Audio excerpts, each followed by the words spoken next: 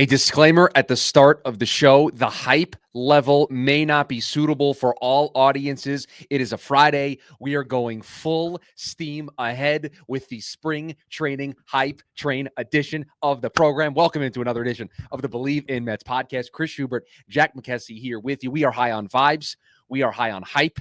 The train is leaving the station. We are throwing all of our journalistic integrity out of the window. We are buying in solely to all of the spring training hype this week, this spring so far. Jack, I know you're excited, but how are you, my friend? I took the word out of my mouth, Chris. I am excited, man. I messaged you on the side on Twitter yesterday because we were going back and forth about some of the stuff we'll discuss later on in the pod. And I have to keep telling myself, it's spring. It's spring. It's spring. I can't get too into the hype train mindset of this team is going to be really, really good. But man, things are looking good right now. Things are looking really good right now.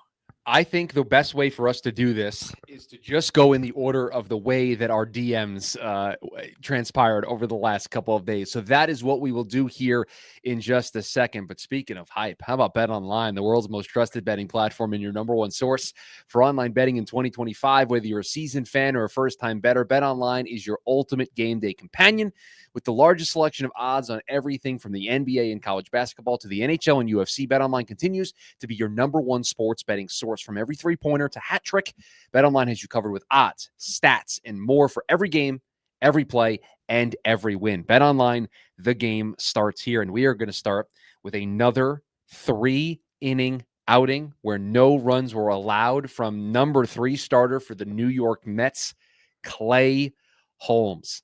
I got to tell you, Jack, I think we were fans of this signing when it happened. We understood what David Stearns was doing here. We understood what the Mets were trying to accomplish with Holmes and the pitching lab. It's February 28th, and my guy's made 2 spring starts, and he's gone 3 innings in both of those starts. He was a closer last year. This is a closer that they've turned into a starter, and he's already making multiple inning appearances in spring. I don't know what this is going to mean for the regular season, but we're going full steam ahead on the hype here on this episode. We're throwing caution to the wind. How could you not be overjoyed about what Clay Holmes has been in his first 2 spring starts for the New York Mets? This is a home run. If we're just going on vibes and hype so far, this is a home run signing. Again, it's spring, and I'm not going to say that every time because we're going full steam hype. This has been a home run so far. It's been really good. And the rational part of my mind is telling myself it's spring, but then I look at no. Like, we're not being rational on this edition. I know. And then I think a little bit harder, and I think I don't want to be rational because I'm seeing really good things from Clay Holmes, who was one of the big question marks in the pitching staff because, like you said, he's a closer, right? He's a bullpen guy who the Mets signed with the intention to turn into a starter, and they're starting to stretch him out. He pitched 3 innings in his first start. He pitched 3 innings yesterday, Thursday, the 27th. And according to some of the reporters on site, he also threw some pitches in the bullpen afterwards. And look, he isn't pitching against the Astros prospects right now. Like, when you look at the roster that he pitched against, there are a lot of MLB names on there. It's not, whoever's the top name in the Astros farm system. It's Jeremy Pena popping out to second base, Yordan Alvarez flying out to center field, Victor Caratini grounding out to the pitcher. Like, he's getting outs from quality players. These aren't like the prospects trying to make the team right now. These are players that are actually bona fide major leaguers, and Clay Holmes is not just doing well in the first inning, but he's able to get through inning 2, inning 3 without giving up any runs, giving up 1 hit across his whole outing. And you try to stay rational again because it's spring, but like, this is the kind of stuff that you like to see during the spring from the more experimental pitcher or the more experimental starter in the rotation right now that Clay Holmes is. And you think to yourself, wow, if he can do this on a consistent level, if he can get to a point where he's doing maybe 5+ innings and pitching like he has been, there's real upside for the rotation and for the outlook for the 2025 Mets. I have a couple of really important stats here that I think bring into focus how important Clay Holmes is going to be for the Mets this season. Sure. His projections across the board on Fangraphs, so Steamer, the Fangraphs, the Zips, ATC, everything, has him somewhere in between. The low end is the Zips projection at 110 innings, but the Zips depth chart projection has him at 173. So the low end 110, the high end 173 innings. Steamer has him at 155 innings. The Fangraphs depth charts projections have him 164 innings. There's an expectation that this guy's going to go from pitching 63 innings last year for the Yankees as a reliever and a closer to making 20-something starts and throwing 160 innings. Now, I just did rough math with you yesterday in the DMs, where if he made 25 starts of 5 innings on average, you're talking somebody who's going to eclipse what he's done each of the last couple of years, like in terms of innings. And this year, he's made 2 starts. He's thrown 6 innings in spring. Jack, last year in spring training, he threw 5 2/3 over 7 appearances for the Yankees. He's already eclipsed his spring workload from last year. He's made 2 starts. So he's already doing something. And I know it's spring, and obviously we have to get to the season and see how he reacts over the course of a full season's workload. He threw 5 2/3 innings last year in the spring. It would make sense if he was struggling this early in spring, making these back-to-back starts and throwing multiple innings, but he's not. So he's increasing his workload. He is ahead of what his normal schedule would be as a reliever, and it's not phasing him at all. So that's why I'm so in on this. That's why I think like 150, 160 innings feels so likely. It just feels like he's trending in the direction of, they got this right. This was a David Stearns masterclass. Like, they identified the reliever that they wanted to convert to a starter, and they hit a home run here. Like, it just feels like all of the data that we have right now is pointing us to, they might have gotten this one like very correct. Yeah. I for another part of this analysis too, I want to steal, I Bleav it was Ryan Stanek's words from last postseason when he was talking about the difficulty as a reliever of pitching multiple innings, because the idea of ups, like the amount of times you have to go back to the dugout and then get up and re-amped for pitching another inning, right? Like coming out of the bullpen as a reliever, you're usually amped up for 1 inning of your best stuff, but having to go to the dugout and then come out for the next inning, you know, you're a little bit cooled down from the offensive, the other half of the inning. You're not sure if you're going to have your best stuff coming back up. But what we've seen so far from Clay Holmes is he's not struggling in those second, third innings of his appearances. The second inning of yesterday's game against the Astros, ground out to shortstop, Mauricio Dubon strikes out swinging. That's a pretty good second inning, a second up, if you will. Third inning, walk, called strikeout, fly out to center field, line up from Yordan Alvarez. And that was the outing. Like, when you're a reliever, again, it is really hard to switch your mindset into, I can't just gas myself with all my best stuff for 1 inning. I have to be able to maybe drop my velocity a little bit and focus on my command and the movement on my pitches to make sure that I'm consistently able to get outs the further I go into a game. And we're seeing right now, again, it's 2 starts and it's spring, but what we're seeing right now from Clay Holmes is that he has been able to do that. Whatever the Mets pitching development team has worked with him on, whatever mindset shift he's had to have from being a closer, not just a reliever, but a former closer, to being a starter, is working. It's working, and that bodes really well for what the rotation looks like if the 3 starter is able to pitch as many innings as these projections are, or even if it's a little bit less, but it's 5 or 6 innings consistently over 20 to 30 starts. I'll tell you. You want to know how I am fully in on what you're doing as a organization with your pitching development model? Me and my friend Jack are sending text messages back and forth yesterday about Griffin Canning, and we're just going crazy. You want to talk about, hype level, like Clay Holmes being good, I would put that like middle of the hype scale, 1 to 10. My hype level for Griffin Canning after our conversation yesterday is like an 8 or 9 out of 10. Like, I am so hyped that they might have figured something out here. And again, it's spring. Okay. This might be the last time I'll say it. I'll try to refrain from doing it, but you sent me an SNY video of Griffin Canning, what looked like throwing a new cutter, which he is breaking out this spring. Yeah. I was in. I was sold. All the way in on Griffin Canning. He throws 3 fastballs now. He throws a cutter. He throws a sinker. He throws a regular 4-seam fastball. And his regular 4-seam fastball shape and all of the pitch characteristics was not very good, right? When we talked about Griffin Canning signing here, we said this probably feels like somebody they feel like they can tweak some stuff with, because the under the hood stuff isn't awesome when it comes to his pitch characteristics. So they must feel like they can change something. And Yeah, Jeremy Hefner's been Lo and hard at behold. work, and Griffin Canning has been hard at work, and we've got a sinker, we've got a cutter, so we've got movements to both sides. We have our regular fastball, and it was just a really good day for him. 1 2/3, 2 hits, no runs, 1 walk, 2 strikeouts. That cutter looked really good. The movement on it looked filthy.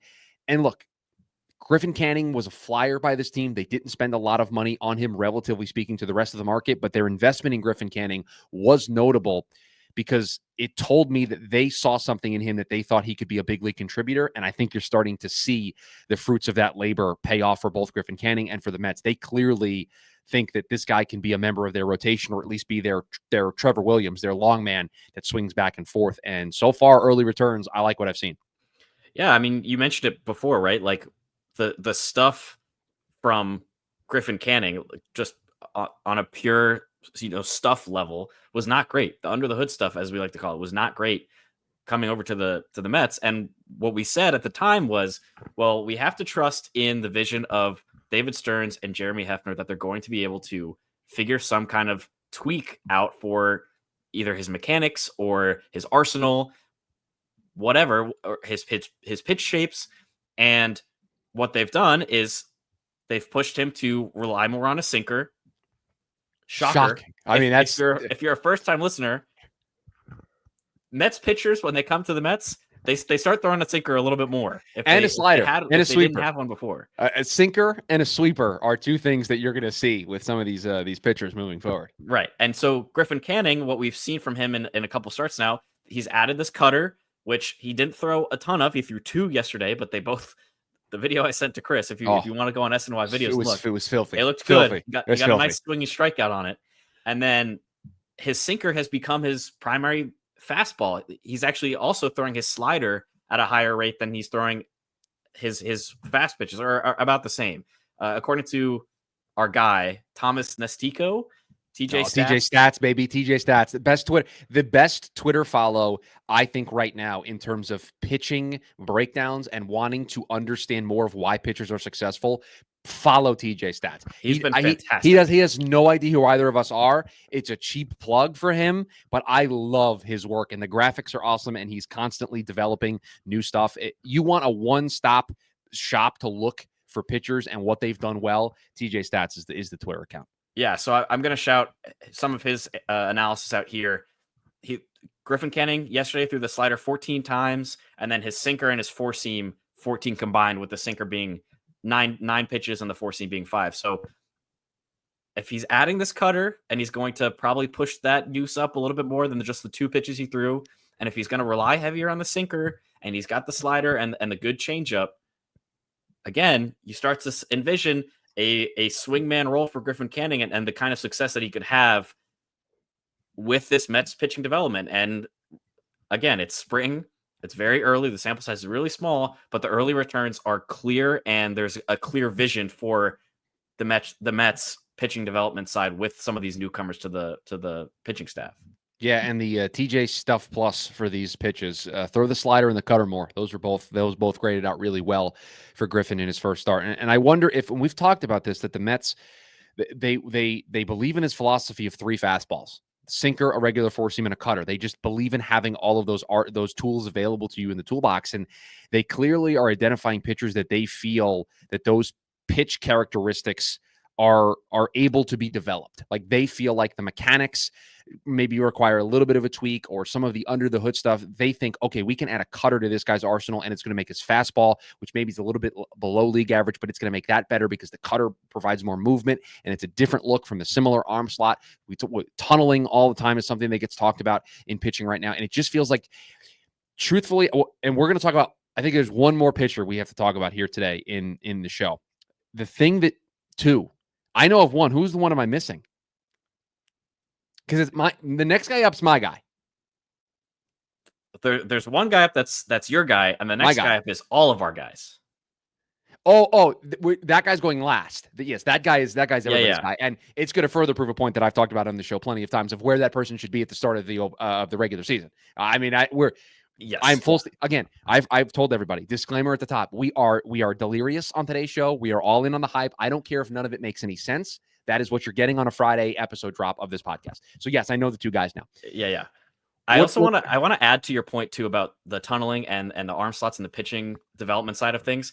If you go onto the StatCast version of any of these pitchers' performances, because shout out to MLB and providing StatCast stuff for spring. It's a really interesting insights. But when you look at Griffin Canning and the arm slot that he has for all these different pitch types, the cloud of pitches is all concentrated in one area, right? So it's very easy to confuse a four-seamer for a sinker, for a cutter, and even his slider arm slot is at the same point in his arm, or at the same arm slot, I guess. So when you have that kind of tunneling and everything looks so similar coming out of your hand, it's way harder as a hitter to pick it up, and it's so much more advantageous for a pitcher. And so you talk about tunneling, it is so clear that that's part of what the Mets are doing when you look at the raw statistics of what his pitch release or his arm slot angle has been for all of these different pitch types. Yeah. One more thing on Griffin Canning, but it's an overall Mets point in general, because I messaged this to you, and this was kind of the reason where we decided that this was going to be the episode that we were going to do today. I said it's just fun, and it's geeky, right? You and I geek out over this stuff, but it's just fun to watch a team clearly have a plan when it comes to player development, and in this case on the pitching side, and they're just executing it. Now, it doesn't mean there are going to be results there in the regular season, right? These guys still have to go out there. They're human beings. They have to go out and play. But you are clearly watching a team execute a plan. You like Griffin Canning didn't throw a cutter last year. He now throws a cutter. I can see that with my own two eyes, that the Mets have clearly made a adjustment there to Griffin Canning of, hey, add this pitch. And he's now going into spring and he's working on it. And it's just so much fun. It's so cool to watch a team have a player development plan and a pitching development plan and the lab, as we often, talk about here on the pod. And you're just seeing it work. Will it lead to results? So far, the results have been great. We'll see with this crop of guys that they're trying to do this stuff with, what it turns out to results-wise. But it's just fun, at least for me, it's fun to watch this process play out. And that's kind of why we wanted to do this episode today. Speaking of process, I'm going to read you a tweet from Anthony DiComo.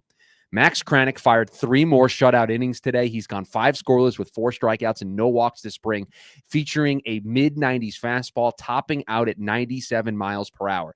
If he keeps it up, Kranick, a childhood Mets fan, has a real shot to challenge for a bullpen spot. And this led to a huge discourse, because there are some people out there that think Max Kranick could be a member of this rotation this year. They think there's an opportunity to stretch this guy out and make him a starter. As the chief member on this program of the Max Kranick fan club, he was a part of my 26-man roster projection for this season. Yep. I will take a quick victory lap, because Max Kranick is going to make it very, very difficult, if he continues to put up numbers like this, for the Mets to avoid putting him in their big league pitching staff overall. He's been excellent so far, and that fastball will play. Yeah, that's what I was going to point to, and it's what our guy TJ Stats pointed to, is the fastball looks good. He's getting not just high velocity, like Anthony DiComo pointed out, but he's also getting guys to chase the fastball out of the zone. He's getting guys to also chase his slider out of the zone. And when you have, again, a lot of question marks in the pitching staff, having guys step up like Max Kranick or Griffin Canning, it makes you feel really, really good about the process the Mets are putting in place for both established veterans like Clay Holmes and moving him into a starter role, like Griffin Canning, who's been around for a few years, and then like Max Kranick, who doesn't have that much major league experience. But when you look at what the Mets have been able to work with as far as his arsenal, his pitch shapes, his velocity, his stuff numbers are off the charts good. Like, you start to see that the process is really good, and you have it builds even more confidence coming off of last year with the success stories of Luis Severino and Sean Manaea, Jose Quintana, and David Peterson. You said it to me, and I think it bears repeating here right now. You're seeing the Mets build depth in a way that they've just never built it before under any other previous general manager. There is a concerted effort by David Stearns to say, I'm not just going to have 1 or 2 depth options. I'm going to have 5 or 6 depth options, and I'm going to have 5 or 6 guys that can go to spring. And David Stearns takes calculated dart throws, and he takes multiple calculated dart throws because he's playing the odds. I'm going to bring to spring training 4 or 5 guys that I think if the lab works on and the lab makes these tweaks and they take to these tweaks well and they execute, they're going to be contributors to the floor of my team in 2025. And he knows when he takes those 5 or 6 dart throws for the bullpen, 3 or 4 of them are not going to work out. 1 or 2 of them are. And he believes that this process of I'm going to throw a bunch of these darts at the dartboard because the 1 or 2 that do work out are going to work out in a big way. So I'll scatter my approach and I'll take all these dart throws. And you're seeing it. Max Kranick, they brought in, what was it, last year? Like during the year they brought Max Kranick in, like they clearly had a plan. There was clearly a plan here. And, he's on the Clay Holmes plan right now. Both of his outings have been 3 innings.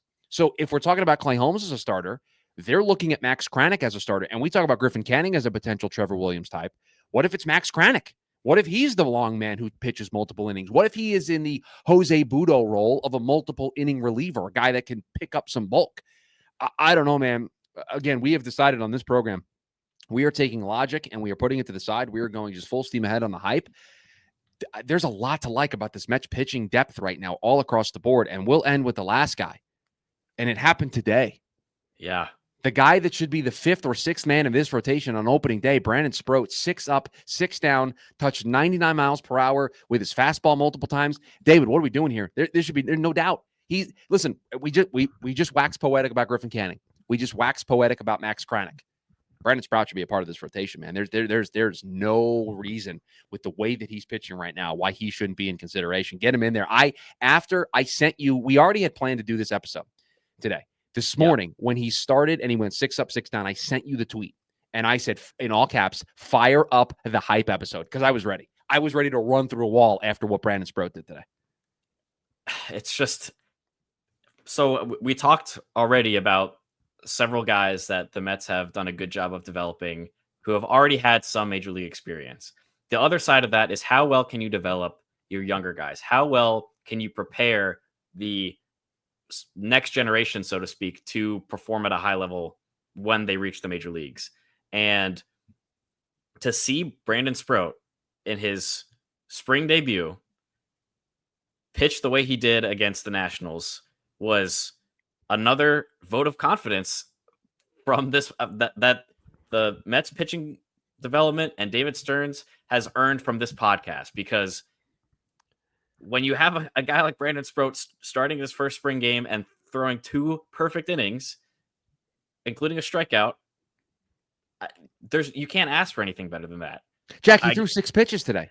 Like, a four-seamer, a sinker, a slider, a changeup, a cutter, a curveball. He just has just a wide arsenal of stuff. That's the thing too, is like you can see that there's work being done actively as well. Like he's throwing the cutter even if it's one time. He's throwing the curveball even if it's one time. He's testing all these different pitches out, and all of them are looking pretty good, and he's getting results from them.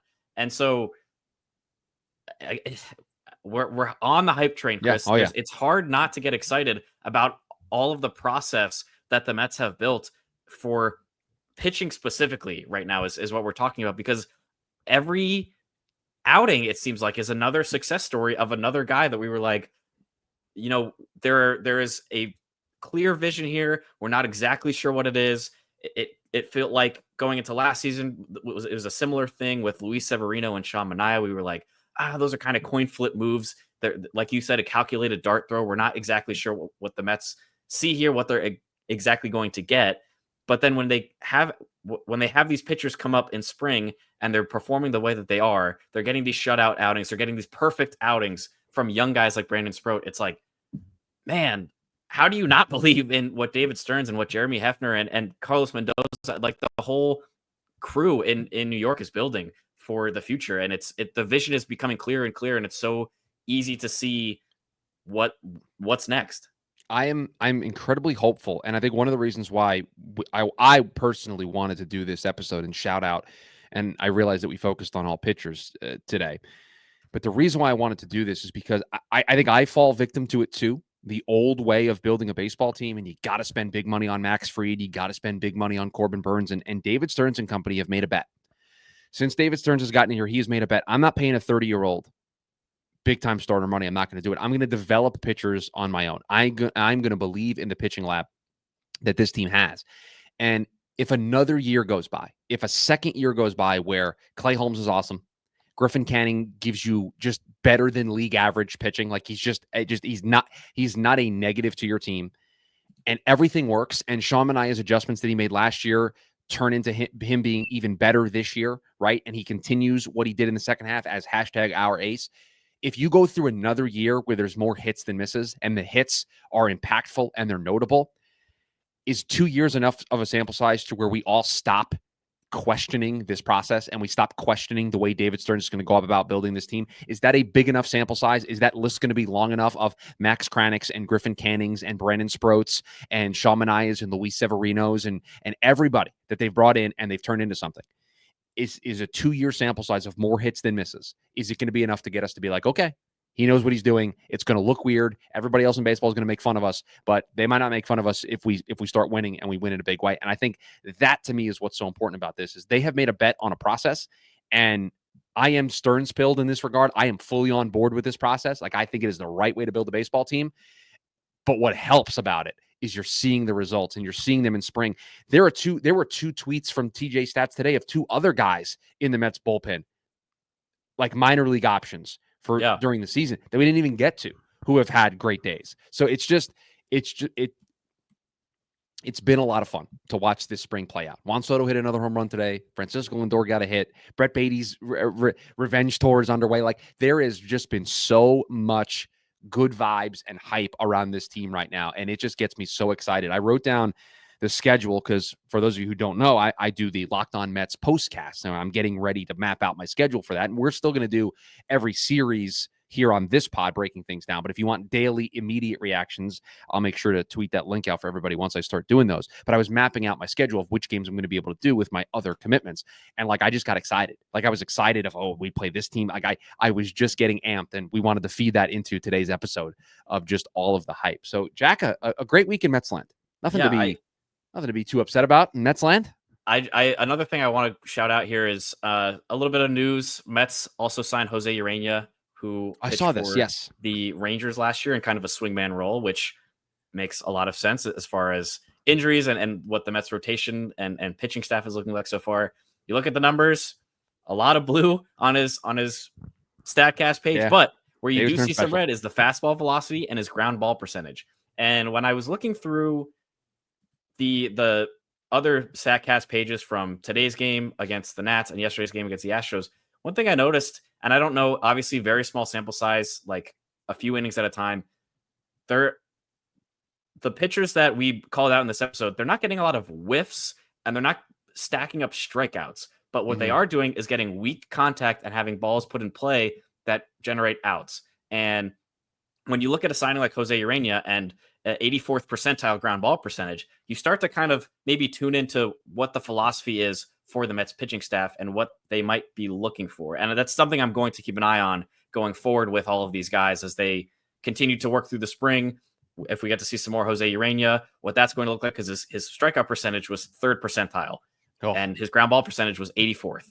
And so if we're continuing to see this philosophy of, well, we can get guys throwing fewer pitches and having longer outings if they're throwing 10 pitches an inning because 5 of them are put in play and 3 of them are outs, right? So something I'm looking at, obviously small sample size from the last 2 days, but just an interesting thing that I wanted to shout out here before we wrapped up, because Jose Urena kind of fits in with what I've seen from the guys that are already on the roster. Yeah, it just was another fun week in Mets land, and we wanted to deliver you a nice little weekend version of the hype here to go into the weekend with another a week of action for the Mets in spring done. But the next time you hear from us, it'll be March, which means there will be actual baseball played in that month for the New York Mets. That is a very fun time. Make sure you rate, review, subscribe to the podcast wherever you listen to your podcast. The video version of the show always on YouTube, Jack McKessie's YouTube channel, McKessy, for you to catch the video version there. We're back. You'll hear us again next week with a couple of episodes as we move closer and closer to Mets baseball actually mattering and it meaning something, and us seeing all of this work be put out there for 162 games and see where the chips fall. So super excited that we move one step closer to that. But that's going to do it for us here on this edition of the show. Appreciate everybody for tuning in here. And as always, let's go Mets. Let's go Mets.